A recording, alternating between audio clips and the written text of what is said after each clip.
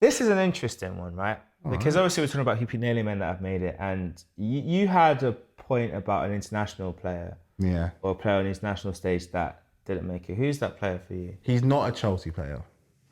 But this is very controversial. I've had time to think about it, but I'm still convinced that I'm justified in saying it because I think on both sides, on the player and on the nation and as the fans, we have to hold ourselves accountable for why it didn't work. And I'm going to say it right now. Here we go. Wayne Rooney is not an England legend. Okay. He's not an England legend. He's a Manchester United legend, but he's not, for me, he's not an England legend.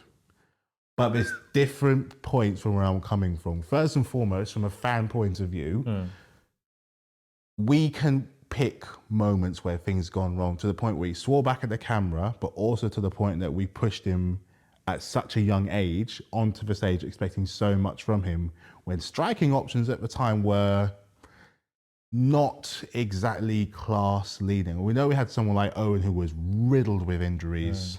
And then I remember he first broke on the scene when he scored that goal against you for Everton. And in 2004, I mean, people need to remember that Wayne Rooney, when he first came on the scene, was an animal. He was a beast. He was a monster. He was young. He was fearless.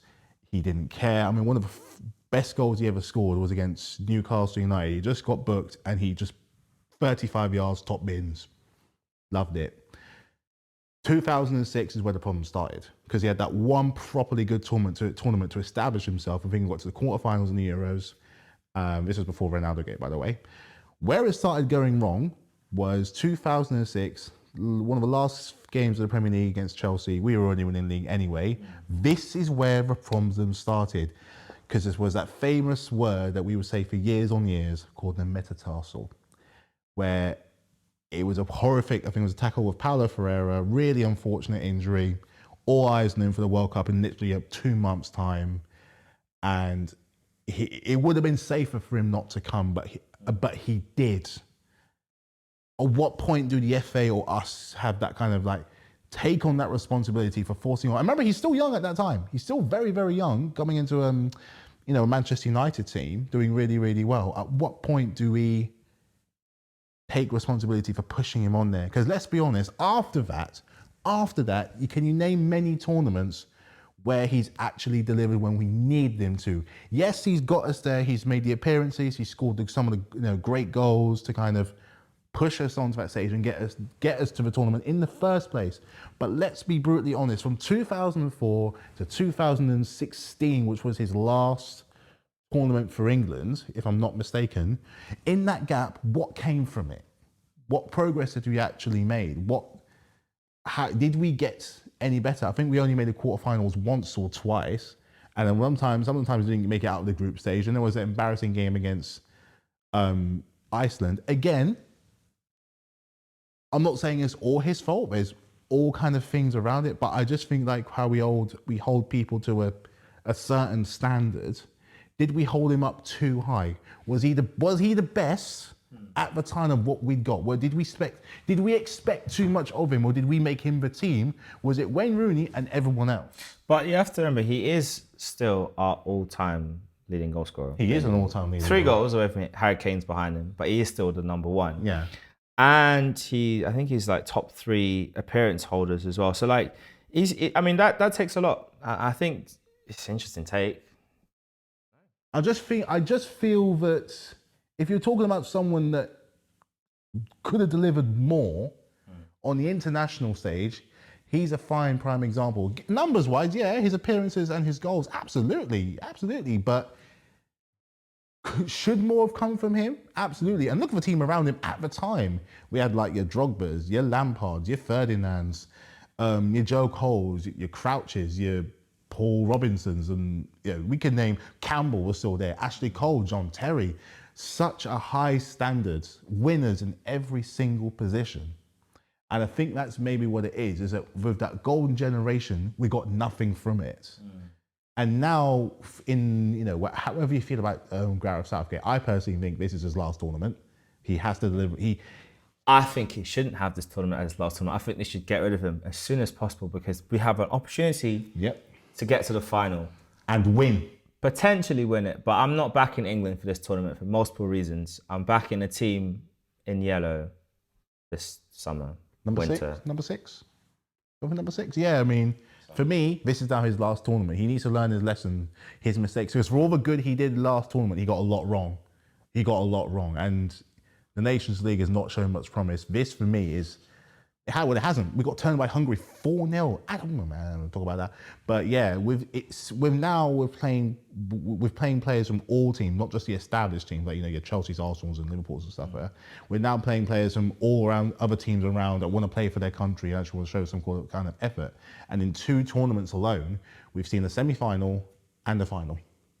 And if you look at the Nations League as well. Plus, so much more variety of player that we can actually go for. So if Harry Kane's out, we can go for Ivan Toney. If Pickford's not being picked, which he hasn't, we can go to Henderson, we could go to Ramsdale, we can go to Pope. We got all the right backs, all the right backs, too many right backs. Maybe players wing backs, midfield options, forward option, defence options. It never felt like back then when Rooney was part of that fold that we would explore any other option apart from him. Maybe that's what it is. Maybe it's not so much with him. Maybe it's just the fact that the lack of options that we just refused to acknowledge. I just remember another striking option was Defoe. Yeah, we had Defoe back then. Yeah, we had you had, thinking about the tail end of his time, you had Sturridge, you had obviously Vardy, towards the tail end of Rooney's time. There's so many strikers that never got an opportunity. Andy Carroll. Andy Carroll. Dean Ashton at a point in time should have been given an opportunity to get. I know that he got injuries as well, but I think he should have had a chance in the national team. I think you got a point that there was many strikers that were overlooked. Maybe some of them weren't good enough, but we never knew. We never knew because he was the only one. Even after already, what made it worse was, and this was encapsulated not so much in the World Cup of 2014, which was beyond dreadful because we didn't even get out of the blooming group.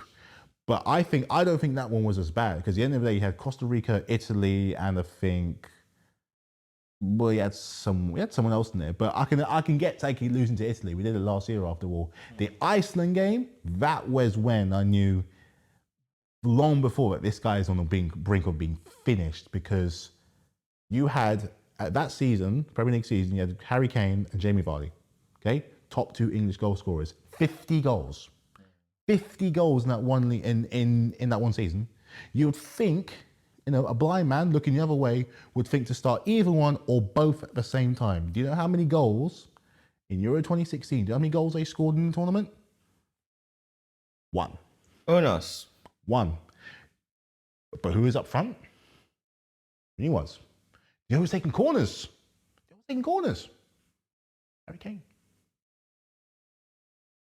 Yeah. I'm blaming him for a lot of things, but there is. I don't think it's all his fault. I think around him, especially the FA, had this boner on him lifting a trophy. But I don't know. Maybe it's just, probably I'm being harsh on it, but yeah.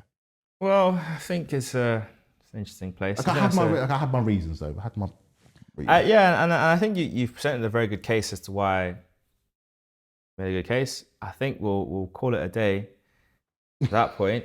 Do you agree that Wayne Rooney is one of England's most overrated players? What was your? Didn't live up to his full potential for his country?